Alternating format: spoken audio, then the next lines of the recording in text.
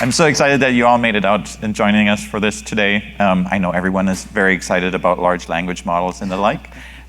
This is not going to be about that. I'm more than happy to talk about how we host the large language models and how we do generative AI, what we've learned along the journey. What we're going to share here today is our perspective on what it really takes to host models in a production environment, regardless whether they are large language models or some sort of other models. So for a little bit of context, we basically manage our model serving capabilities at Capital One. So there are several hundred models that run on our systems, running things with low latency, high throughput is where we spend most of our time. So I'll start us off with a little bit of a overview of how we think of MLOps, at the risk of maybe preaching to the choir here. We see this space rapidly evolving, and this is why we love coming to places like this MLOps conference.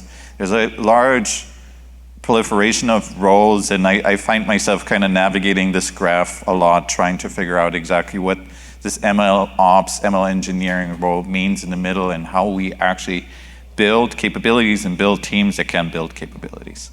So one of my favorite topics, really, but to give you a little bit of context of why we care about this at a place like Capital One, just to give you one example, right? If you think about swiping your Capital One cards, if you think about what's in your wallet, you have to run. We run fraud detection models in real time behind that, and it's just one example of many use cases that run in our systems today. But if you think about it, it's a good example to kind of just illustrate what needs to happen to basically have an approved decline decision within milliseconds and make sure that the customer at the point of sale has a good experience, and while we're still managing risk for Capital One at the same time, right? And so that entire system end to end needs to run highly performant with thousands of transactions per second. It better not go down if you want to make sure that your customer has a good experience. So we'll be focusing today on primarily the serving infrastructure bit here, but this is one of my favorite graphs illustrating the complexity of what we deal with on a day-to-day basis, right? Everyone just thinks of this little ML code bit in the middle, but really what it takes to actually host these capabilities in a production environment, making sure that you can make these approved decline decisions in a quick way, make sure that data flows securely, and that your system scales in a resilient way, and you don't have any downtime. That takes a whole lot more than just that core ML code. Now, I highly recommend checking out this paper. It's like a good wine. This paper has aged very well. It's originally from Google. And I think it really illustrates still today where we are in these systems. So I've focused with my team primarily on the model serving part, but ultimately what you need to figure out to make the whole thing work is that entire model development lifecycle, and figuring out what MLOps, the core role that MLOps plays in this is where we spend most of our time, right? And so making sure that you have everything you need for your data scientists to basically build and train their models, explore data, while having a best-in-class user experience, making sure that all your non-functional requirements are met. That's ultimately what we're focusing on here. But so if you think about this in a large enterprise, there come additional challenges into the picture, right? I've worked at a startup for a little while. It's lovely if you don't have any of these constraints that you need to operate with in a large enterprise setting.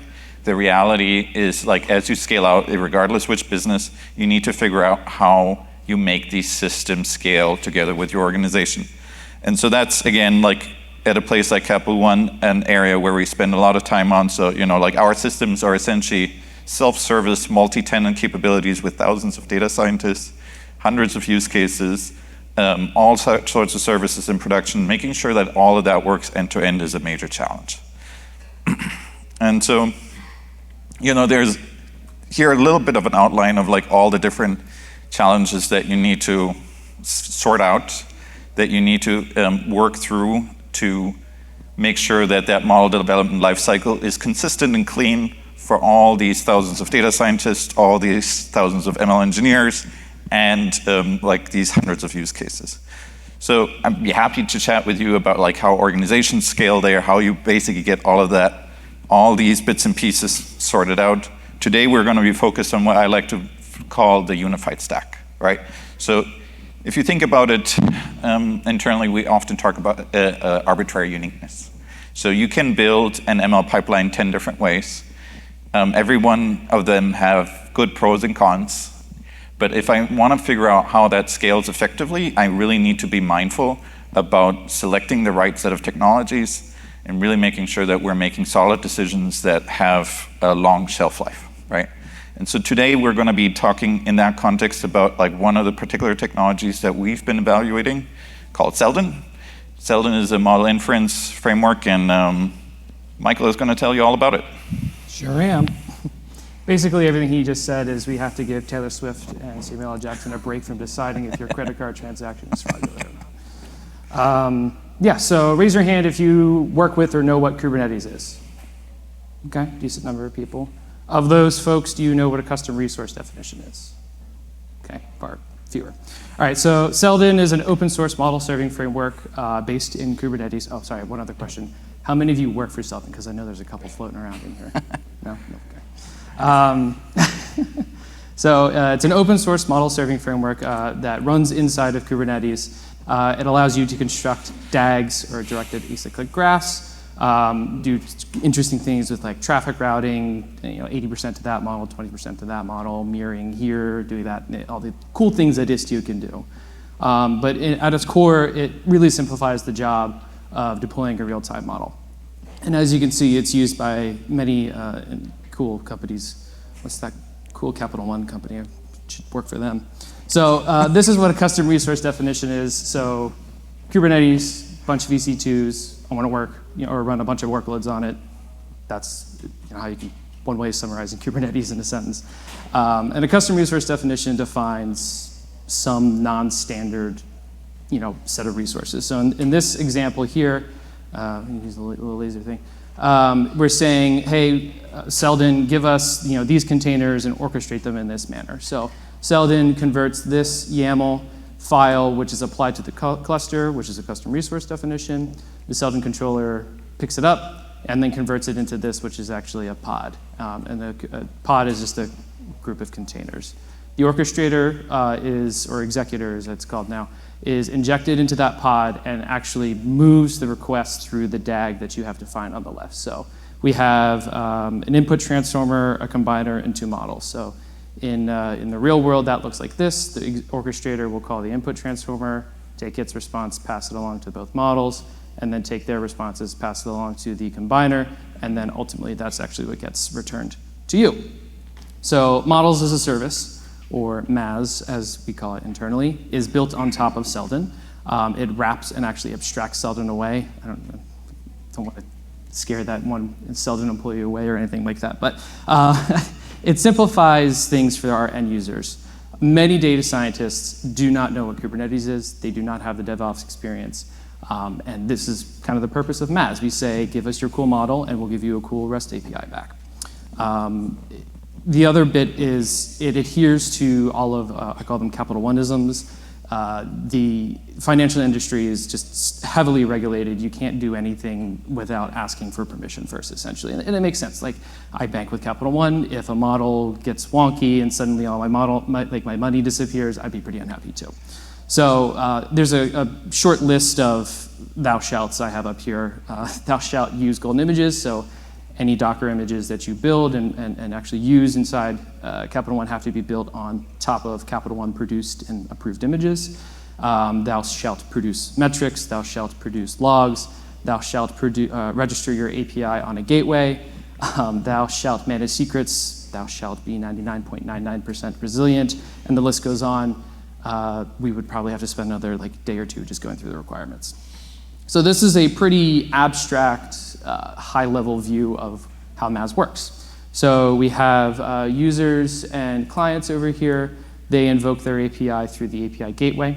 that gets forwarded along to our what we call the MAS router. It actually takes a request and routes it to the correct backend service inside the cluster. And we have n number of Seldon deployments currently running to actually handle that request. And all of these over here come with all the cool nifty bits that Seldon comes with, DAGs, Istio routing, scaling, all that cool stuff. So that was V1.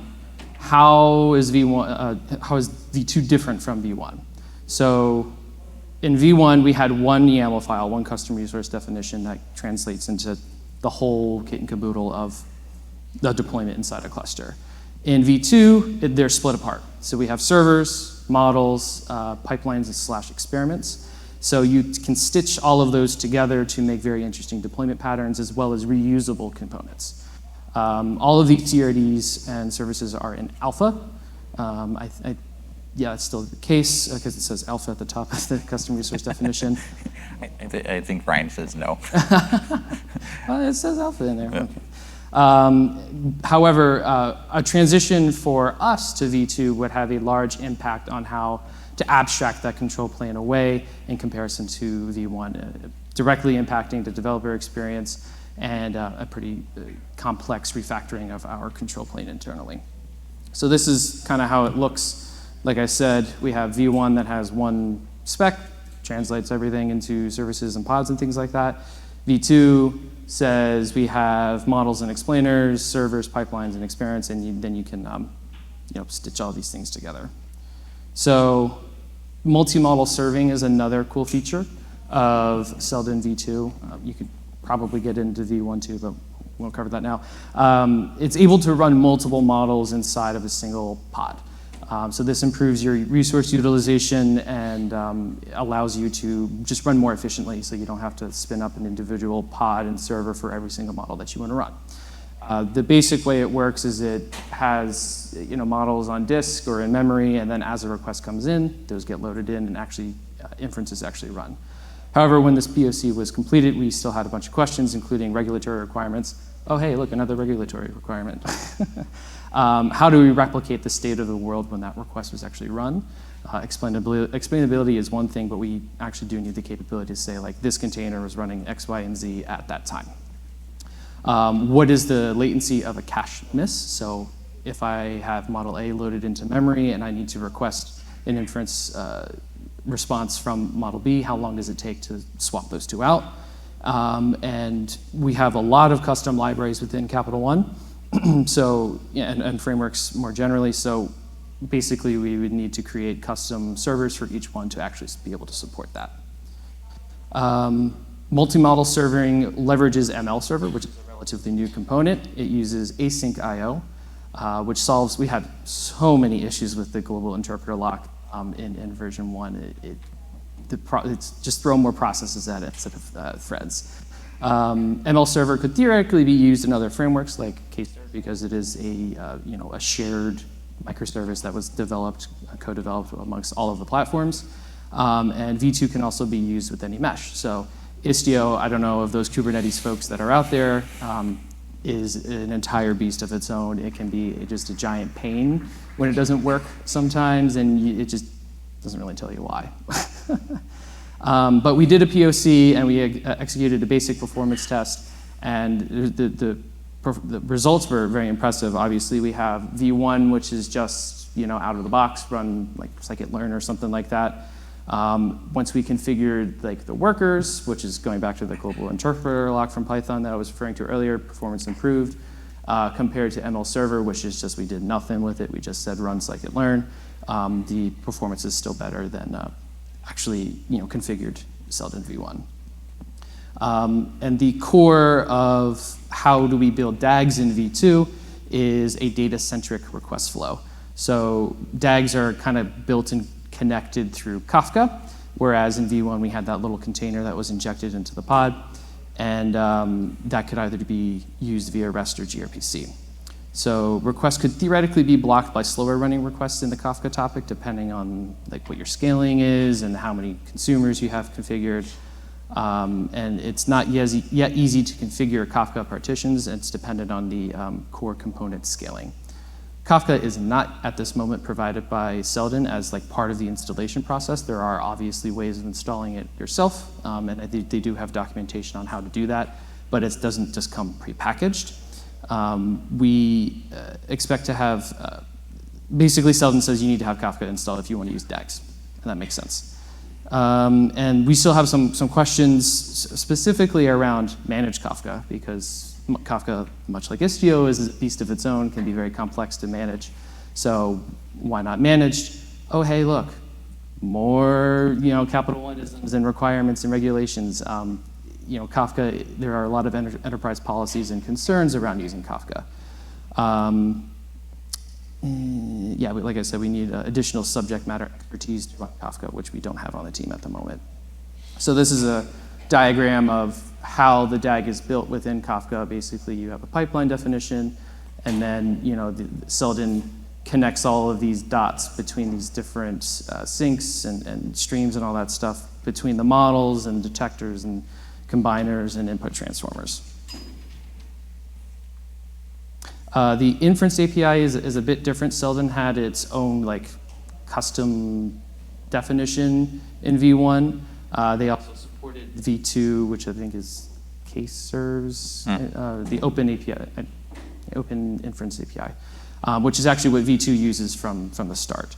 So, like I said, it's endorsed by basically all of the other runtime serving frameworks, where just about everything is a tensor. So there are a lot of models on MAS right now that just like to pass JSON dictionaries. And that's their prerogative.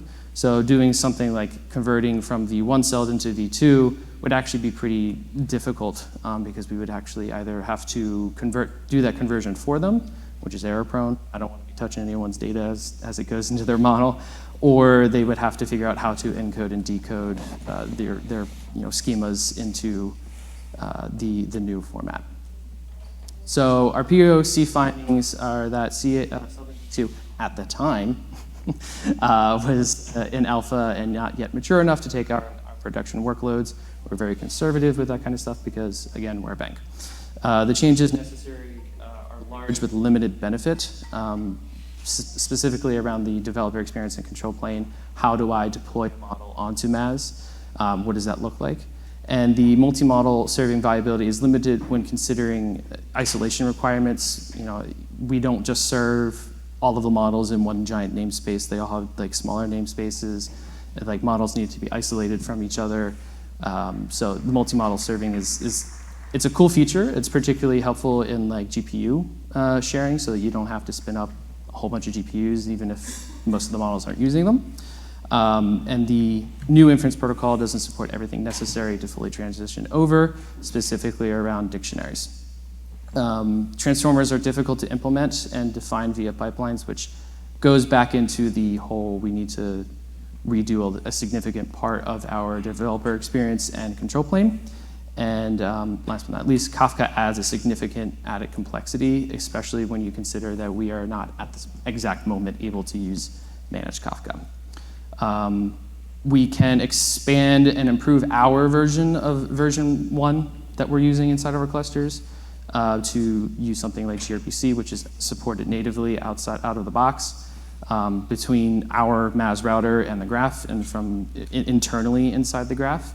And then we can also work on a Seldon 1.5, so use ML server and the new V2 protocol, but still using that or executor within the container. And that can be kind of a stepping stone to the V2. I'll pass it back over to Vincent. Very good, thank you. Yeah, so there's a lot more that goes into building a scalable ML platform in a large enterprise, but I thought this is a good example, just illustrating in one particular case study the decision process that you need to go through if you want to roll out a major release like Seldon V2, right? So, and I think that you will find, especially, I mean, certainly in finance, but also in pretty much any other industry, when you're trying to scale out these capabilities and create self-service capabilities for your ML engineers and data scientists so that they can go deploy their model without having to ask Mike how it all works. that you need to figure out how to create the right abstractions on top of a capability like Seldon. You need to figure out what the developer experience will look like comprehensively, right? Because, so if I think of the presentation we had before, you saw this slide with the zoo of capabilities out there. Seldon is one of them, right? If I need to think of my model development lifecycle, there is a whole zoo of other capabilities that I need to integrate and set up a consistent developer experience for a data scientist, for an ML engineer, maybe even for an analyst that is trying to push out a report. So that's kind of in a nutshell what you need to solve, really not just at Capital One, but for any large enterprise, and certainly for if you're working in a regulated environment, you typically run into these types of challenges. For what it's worth, I thrive on these types of challenges. I'm yet to see a regulator ask me something that's unreasonable. Typically, they have some very sound questions that they ask, and the requirements that you build against those are what you would expect to see. The key difference there is that you need to really think about all the due diligence that you need to put into it, really making sure that your capabilities scale, that you have, that not like a single component within your overall capability takes down the entire system. So success is achievable. It can be done. There's a number of things that you want to consider beyond what we discussed today, right? So we gave you this example of the unified stack. One thing that we've invested heavy on, and that I think that really is a key aspect of this, is when you build these capabilities, build that developer experience, think about kind of the SDKs, really picking up your ML engineer, your data scientist in the journey where they are, as opposed to kind of making them swivel over and do something else and swivel back, right? You need to be clear on like what use cases are driving these, what you're building. So the challenge, to just illustrate the challenge for you, right? If in a place like Capital One, you have these high-end use cases like the transaction fraud use case I was giving as an example earlier. But at the same time, for every one of those, I have 100 other reporting use cases where someone is just trying to push out like an insight, something that is ad hoc, something that is easy and quick. So figuring out how you build the right capabilities to make all of that work, that becomes a key thing. And then you need to figure out how you actually create the right self-service visibility on top of it, right? Every user wants to have good situational awareness of what their model is doing at any given point in time. Again, like folks like Mike on the team have all the insights you need there, but like we need to figure out how to make that scale and how to get that information to the user. So to give you some examples of what that looks like at Capital One, you have examples like the auto navigator. If you're in the market to buy a new car, there's a lot of ML models underneath that. If you use our app, you think about the recommendations that are coming up, the messages that you're getting there. If you use the chatbot, these are all examples of use cases that really run on top of the MLOps rails that we're talking about here today. And finally, if you're interested in exploring new career opportunities, do check out CapitalOneCareers.com. In particular, if you're really excited and interested about hosting LLMs or hosting models in production, please come connect with me. I'm more than happy to talk with you about all the opportunities we have. Thank you very much.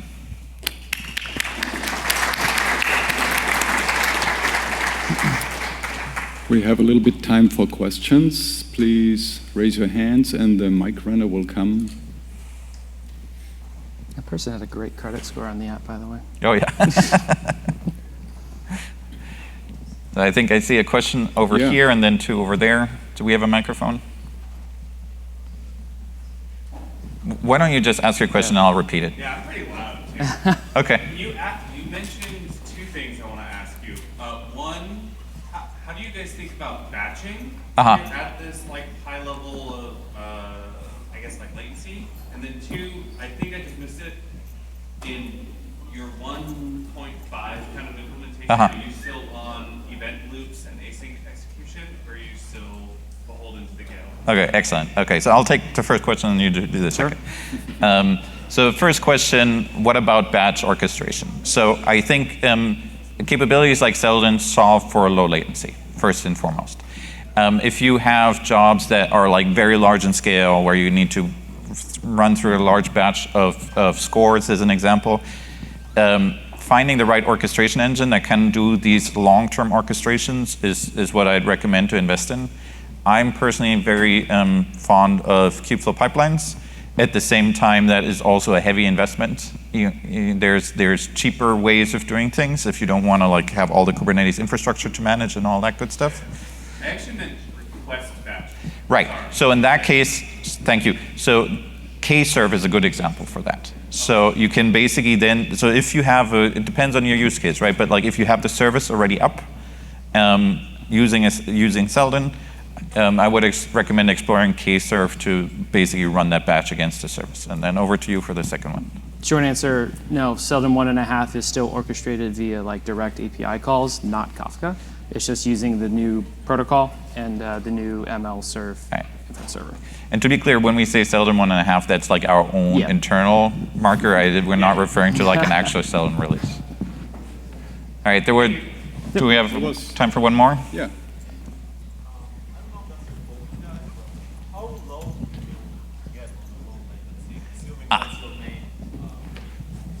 That's an excellent question. So why don't you take that one? Sure. The lowest latency we've seen is about 10 milliseconds. That's within our H2O models using like the Java wrapper.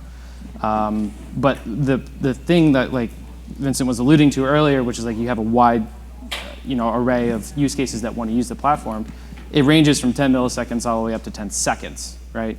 So you kind of have to build low latency, super low latency, like how do we shave every millisecond off with versus like 10 seconds doesn't really care about an additional 100 milliseconds. So a good amount comes from network orchestration and that kind of stuff. One of my little passion projects is tracing. Like I love adding like distributed tracing into things and figuring out where those milliseconds are coming from. But yeah, a good amount comes from just orchestrating it all and getting it through the cluster. What features of Seldon Core leads to the final decision of using it? Are you referring to like model features? The features of Seldon Core for serving models. Okay. Right. I think you find lots of different patterns there, right? So typically what happens is that a typical example would be having an input transformer that essentially fetches a feature vector based off of some key that's provided via the API. But there's many different ways to set that up. That happens to be a fairly typical one where like you basically need to grab that feature vector from a low latency data store. Yeah, many different ways of doing it. Would you add anything there? I mean, a lot of people really enjoy the ability to keep one consistent API and do multiple deployments behind it. So something like A/B testing, where you can direct 80% of your traffic to your first deployment, 20% to the second, see how it performs, roll it back. Those routing techniques are pretty cool. Yeah. Last question. Thank you. So I have a question. So currently, our company is using like step function and lambdas and SageMaker endpoint for the real-time model inference. So how does Seldon make this whole process easier if we were to switch to Seldon?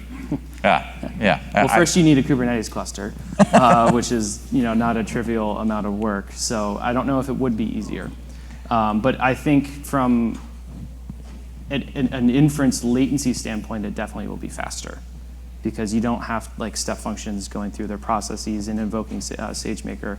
And we kind of, I don't want to give away the secret here, but we're kind of using SageMaker in some other places or looking into using it for real-time inference as well. So. Does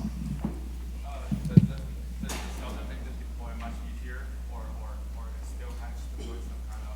Well, I mean, So the question was, does Seldon make the deployment easier? Just go ahead. Yeah, and it can. Like I said, you have to have like that Kubernetes cluster running and have Seldon installed. along with Istio. So. Yeah, I mean, I think the key differentiator to SageMaker is that you actually have a DAG orchestration framework on top of the service endpoint itself, the model endpoint. So that can be really beneficial, and it all comes packaged in one. There's certainly alternatives to it, but I think a key advantage that Seldon has is that it really brings that all packaged in one offering. Yeah. Cool. That concludes the session. Let them thank one more time. Thank you.